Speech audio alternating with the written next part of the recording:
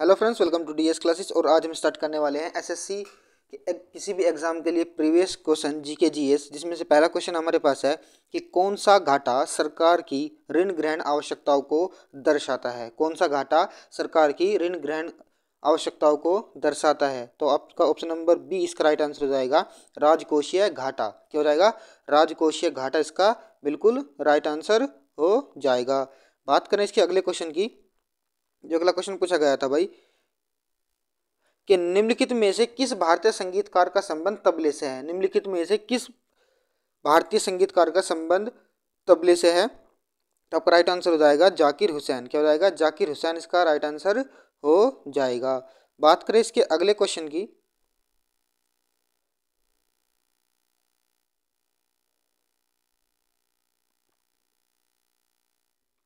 तो अगला क्वेश्चन क्या है इसमें? अगला क्वेश्चन है कि 86वें संविधान संशोधन अधिनियम 2002 द्वारा निम्नलिखित में से कौन सा मौलिक कर्तव्य भारतीय संविधान में जोड़ा गया था। तो इसका राइट आंसर हो जाएगा ऑप्शन नंबर सी, 6 से 14 वर्ष की आयु के बीच अपने बच्चे या स्थिति अनुसार प्रतिपाल्य को शिक्षा के अवसर प्रदान करना है। तो क्या 86वें संविधान संशोधन अधिनियम 2002 के द्वारा ये इसमें ऐड किया गया था। इसमें अगले क्वेश्चन की मैं बात करूं तो अगला क्वेश्चन है आपका, अगला क्वेश्चन क्या है कि आत्मकथा लिखने वाली पहली भारतीय महिला थी और बंगाली में लिखने वाली भी पहली महिला थी। उनकी पुस्तक का शीर्षक आमार जीवन, क्या बताया मैंने? आमार जीवन, आमार जीवन था, जो 1876 में प्रकाशित हुई थी। तो उस महिला का नाम बताना था कि क्या है? रास सुंदरी देवी इसका राइट आंसर हो जाएगा। रास सुंदरी देवी इसका राइट आंसर हो जाएगा। बात करें इसके अगले क्वेश्चन की, जिसमें अगला क्वेश्चन हमसे पूछा गया था। अगला क्वेश्चन क्या पूछा गया था भाई कि निम्नलिखित में से कौन सा एक प्रसिद्ध नर्तक और 2000 में पद्म विभूषण प्राप्त करने वाले उड़ीसा के पहले व्यक्ति थे। पद्म भूषण प्राप्त करने वाले पहले व्यक्ति थे आपका केलुचरण महापात्र इसका राइट आंसर हो जाएगा। केलुचरण महापात्र इसका राइट आंसर हो जाएगा। अगले क्वेश्चन की अगर मैं बात करूं तो अगला क्वेश्चन दिया गया था अगला क्वेश्चन दिया गया था कि भारतीय नाट्य में के निम्नलिखित प्रदर्शनों को मिलान करना है जिन्हें विविध घटकों के माध्यम से प्रस्तुत किया गया था। एक दिया गया था आपका आंगिक दिया गया था। आंगिक, तो आंगिक जो होता है आपका हाव भाव और अन्य शारीरिक गतिविधियां दिखाता है। और आपका वाचिक जो दिखाता है, वाचिक तो आपके बोले गए शब्द दिखाता है। और आहार्य, आहार्य जो है आपका वेशभूषा और श्रृंगार को प्रदर्शित करता है। सात्विक आपका ऑप्शन नंबर 20 का राइट वो हो जाएगा, मानसिक या मनोवैज्ञानिक अवस्थाओं, यानी ऑप्शन नंबर 20 का राइट आंसर हो जाएगा। ऑप्शन नंबर बी इसका राइट आंसर हो जाएगा। बात करें इसके अगले क्वेश्चन की। अगले क्वेश्चन में क्या दिया गया, जरा ध्यान से देखो कि गांधी जी ने किसकी सलाह पर भारत के लोगों को जानने के लिए ब्रिटिश भारत 1 वर्ष तक यात्रा की। ब्रिटिश भारत में 1 वर्ष तक यात्रा की थी। गांधी जी ने किसकी सलाह पर की थी? तो गोपाल कृष्ण गोखले इसका राइट आंसर हो जाएगा। गोपाल कृष्ण गोखले, ठीक है। बात करें इसके अगले क्वेश्चन की, जिसमें दिया गया है कि दिसंबर 2022 में पीटी उषा को किस संघ का अध्यक्ष चुना गया था। यानी दिसंबर 2022 में पीटी उषा को किस संघ का अध्यक्ष चुना गया है? तो भारतीय ओलंपिक संघ का। किसका? भारतीय ओलंपिक संघ इसका राइट आंसर हो जाएगा। भारतीय ओलंपिक संघ, ठीक है। बात करें इसके अगले क्वेश्चन की। विवेकानंद रॉक मेमोरियल कहाँ स्थित है? विवेकानंद रॉक मेमोरियल कहाँ स्थित है?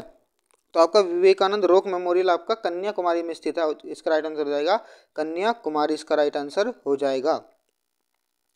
बात करें इसके अगले क्वेश्चन की, जिसमें दिया गया है कि जी कृष्ण कुमार को 2022 में निम्नलिखित में से किसका अध्यक्ष नियुक्त किया गया था। तो आपका भारतीय पेट्रोलियम कॉर्पोरेशन लिमिटेड इसका राइट आंसर हो जाएगा। भारत पेट्रोलियम कॉर्पोरेशन लिमिटेड इसका राइट आंसर हो जाएगा। बात करें इसके अगले क्वेश्चन की कि कर्नाटक का कोलार क्षेत्र निम्नलिखित में से किस खनिज के लिए प्रसिद्ध है? निम्नलिखित में किस खनिज के लिए प्रसिद्ध है? तो आप सभी लोग इसका आंसर जानते होंगे, सोने के लिए प्रसिद्ध है आपका कर्नाटक का कोलार क्षेत्र, ठीक है। बात करें इसके अगले क्वेश्चन की, जिसमें पूछा गया है कि मानव शरीर द्वारा कार्बोहाइड्रेट का उपयोग किसके रूप में किया जाता है। मानव शरीर द्वारा कार्बोहाइड्रेट का उपयोग किसके रूप में किया जाता है? तो आपका ग्लूकोज इसका राइट आंसर हो जाएगा, ग्लूकोज के रूप में किया जाता है। अगले क्वेश्चन की अगर मैं बात करूं तो अगला क्वेश्चन दिया गया है इन्होंने,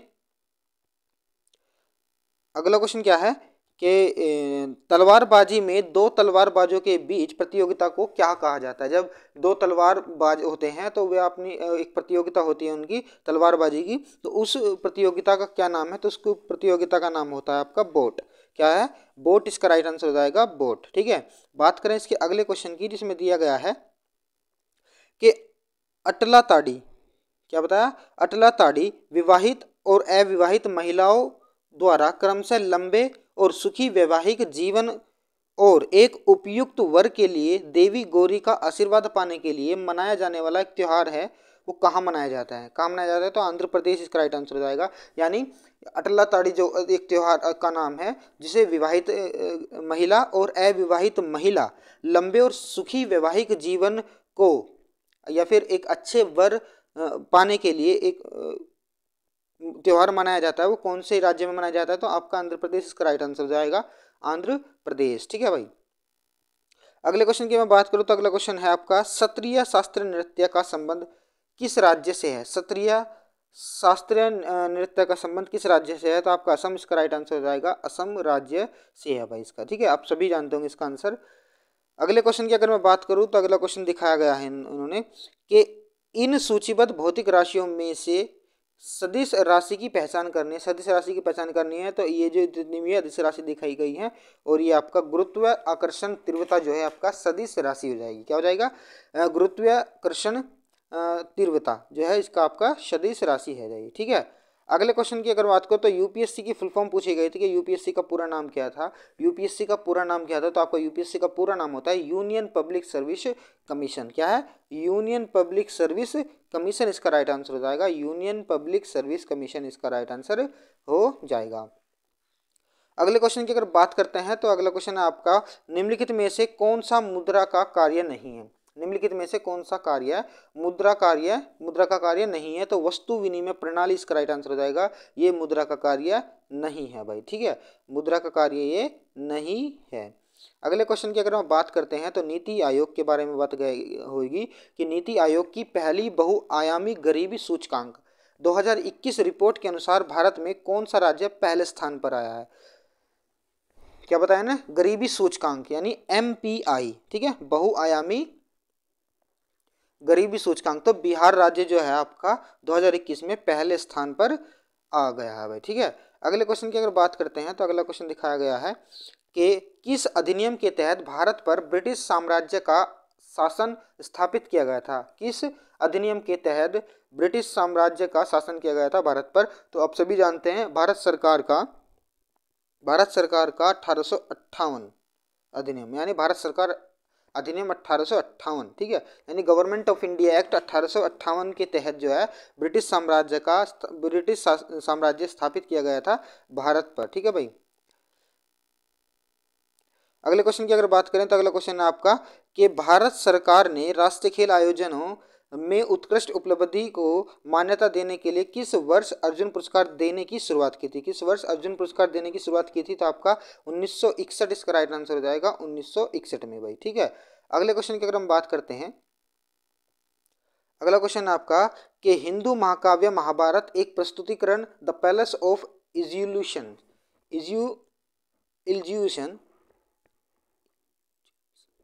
क्या बताया कि हिंदू महाकाव्य महाभारत का एक प्रस्तुतिकरण द पैलेस ऑफ इल्यूजन्स निम्नलिखित में से किस उपन्यासकार द्वारा लिखा गया था? निम्नलिखित में से किस उपन्यासकार द्वारा लिखा गया था? आपका चित्रा बनर्जी इसका राइट आंसर हो जाएगा, चित्रा बनर्जी दिवाकरुणी इसका राइट आंसर हो जाएगा भाई।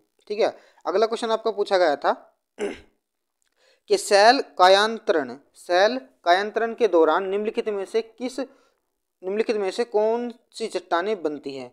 शैल कायांतरण के दौरान निम्नलिखित में से कौन सी चट्टानें बनती है? तो आपका स्लेट राइट आंसर हो जाएगा इसका, स्लेट चट्टानें बनती हैं भाई इसकी। कौन सी? स्लेट चट्टानें बनती हैं। अगले क्वेश्चन की अगर हम बात करते हैं तो अगला क्वेश्चन है आपका, भारत की जनगणना 2011 के अनुसार बिहार में जनसंख्या घनत्व कितना दर्ज किया गया था। भारत की जनगणना 2011 के अनुसार बिहार में जनगणना घनत्व कितना दर्ज किया गया था, तो आपका 1106 व्यक्ति प्रति वर्ग किलोमीटर पर। क्या बताया कि 1106 प्रति व्यक्ति वर्ग किलोमीटर पर। ठीक है, अगले क्वेश्चन की अगर मैं बात करूं जो कि लास्ट क्वेश्चन है आपका, एन राजम कौन से संगीतकार वाद्य यंत्र के वादक हैं। एन राजम कौन से संगीत वाद्य यंत्र के वादक हैं, तो आपका वायलिन इसका राइट आंसर हो जाएगा, वायलिन। तो ये थे हमारे पास 25 क्वेश्चन जो कि एसएससी के प्रीवियस एग्जाम से उठा लिए गए हैं, जो कि प्रीवियस एग्जाम के क्वेश्चन है। तो अगर ये आपको वीडियो पसंद आए तो प्लीज़ वीडियो को आप लाइक कर दो, चैनल को सब्सक्राइब कर लो, और इसकी पीडीएफ अगर आपको चाहिए तो मेरे इसके डिस्क्रिप्शन में इसका लिंक दे दूँगा, वहाँ से आप डाउनलोड कर सकते हैं। और प्लीज़ ज़्यादा से ज़्यादा वीडियो को शेयर करना ना भूलें भाई। ठीक है, थैंक यू, धन्यवाद।